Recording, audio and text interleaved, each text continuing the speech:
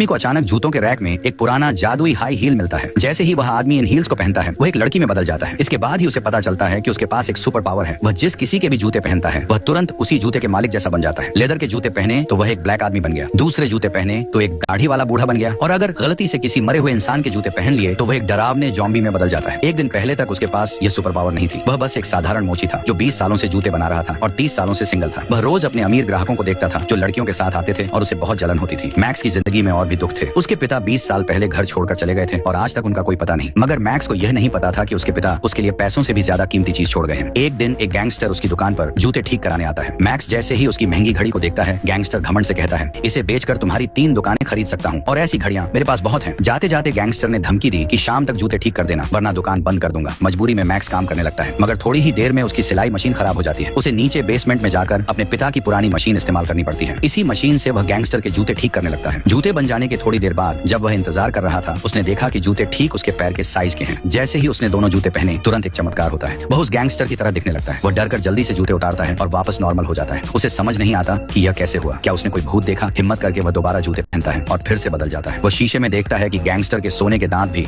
ठीक उसके मुंह में आ गए हैं। जल्द ही मैक्स को राज पता चलता है। जिस किसी जूते को उस जादुई मशीन से सिला जाता है, उसे पहनने पर वह जूते के मालिक का रूप ले सकता है। यह पता लगते ही मैक्स दुकान से और भी जूते उठाता है और उन्हें उस मशीन से सिलने लगता है। अब उसकी जिंदगी रंगीन हो गई थी। वह अलग अलग ग्राहकों के जूते पहनकर उनका रूप लेने लगा। एक ब्लैक आदमी के जूते पहनकर वह रेस्टोरेंट में गया और बिना पैसे दिए वहां से भाग गया। मगर ये सब तो छोटी मोटी शरारतें थी। रात में खुश होकर वह सोचने लगता है कि वह इस सुपर पावर से और क्या कर सकता है। दिन में जब मैक्स ने अपने ग्राहक की सुपर मॉडल गर्लफ्रेंड को देखा, उसके दिमाग में एक नया आइडिया आया। उसी रात मैक्स उस लड़के के जूते पहनकर उसकी गर्लफ्रेंड के घर में घुस जाता है और उस समय वह नहा रही थी।